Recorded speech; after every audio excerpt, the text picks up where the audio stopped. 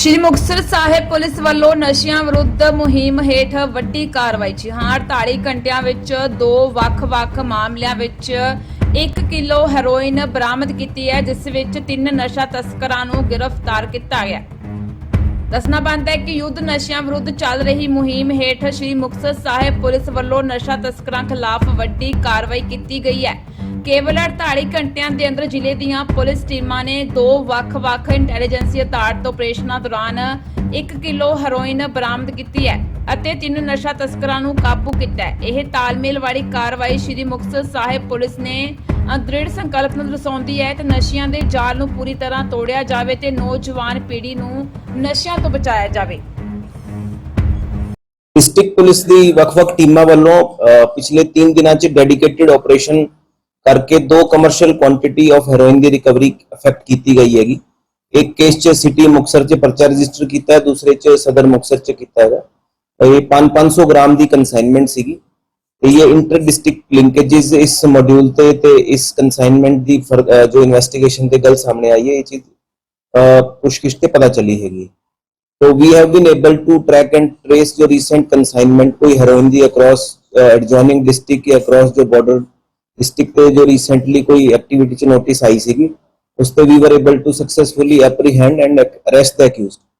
तो जो पिछले 8 महीने ते लगातार जो युद्ध नशे विरुद्ध मुहिम पंजाब सरकार वालों मानयोग सीएम साहब वालों डीजी साहब वालों जो एक स्ट्रिक्ट डायरेक्शंस हैगी कि छोटे लेवल दे जो खाली पैडलर्स या जो टर्मिनल जो छोटे ड्रग एक्टिविटी च इन्वॉल्व होंगे उसके अलावा जो बिग फिश है या जो डिस्ट्रीब्यूशन चेन ते बंदे इन्वॉल्व है, एक्यूज्ड है, चाहे वो सप्लायर हो चाहे वो बड़ी कोरियर हो, तो उन्होंने क्रैकडाउन जो है डेडिकेटेड पिछले 1 महीने तो ज्यादातर फोकस करके किया है, डिपेंडिंग की केस की बैकवर्ड लिंकेज की हैगी। तो it has been happening in the past कि our teams were able to track कि जेडे जेडे बंदे इन्वॉल्व सीगे, कुछ पुराने केसेस थे, कुछ जो फ्रैश एक्टिविटी इंटैलीजेंस बेस्ड कुछ जनरेट की, कुछ सस्पेक्ट वेरिफिकेशन पे गल पता चली। उसते SHO सिटी ने भी सदर मुक्तसर ने भी बड़ा चंगा काम किया है कि ये दोनों कंसाइनमेंट मैंने सक्सेसफुली एप्रीहेंड कर ली। तो पहले केस च जो रिकवरी हुई है उसके एक्यूज का नाम है अभय कुमार, एक गुरदासपुर का रहने वाला है बेसिकली। तो ये इनिशियल पुछगिछ ते यही गल सामने आई है कि रिसेंटली ड्रग ट्रेड एक्टिविटी च इन्वॉल्व होया सीगा और इस पासे दी कंसाइनमेंट इन्हां दी फ्रैश एक्टिविटी च सीगी। तो सैकेंड केस च जो सदर मुक्तसर दा हैगा, इस च ये एक बंदा फरीदकोट का रहने वाला है, दूसरा मुक्तसर का ही है। तो इन्हां दी पुछगिछ जारी हैगी।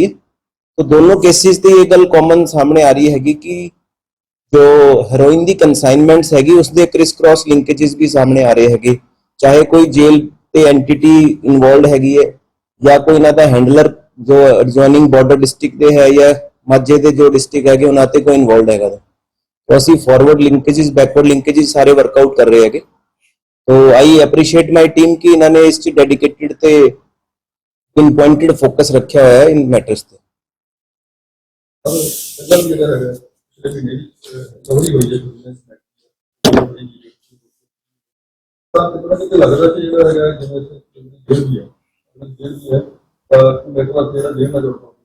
नहीं देखो, इस केस टू केस मैं गल दस सकता, इन जनरल तो नहीं कह सकते क्योंकि मुक्तसर जेल रिलेटेड तो कोई स्पेसिफिक लिंकेज या इन्वॉल्वमेंट सामने नहीं है। पर जो किसी कोई फरीदकोट जेल ते या इवन फिरोजपुर जेल ते कोई अगर हैगा और किस लेवल ते किस तरह उसकी इन्वॉल्वमेंट हैगी, वो मैटर ऑफ इन्वेस्टिगेशन है, उसमें असीं थ्रेडबेयर एग्जामिन कर रहे हैगे तफ्तीश ते। ये इन्हां ते देखो पहला जो मामले हैगे ना, इस स्पेसिफिकली NDPS का तो नहीं कोई हैगा, फ्रैश एक्टिविटी नोटिस चाहिएगी, बट स्टिल और किसी केस च फर्दर किसी डिस्ट्रिक्ट च गुरदासपुर फिरोजपुर फरीदकोट हैगे तो उस च असीं तफ्तीश ते लवाएंगे।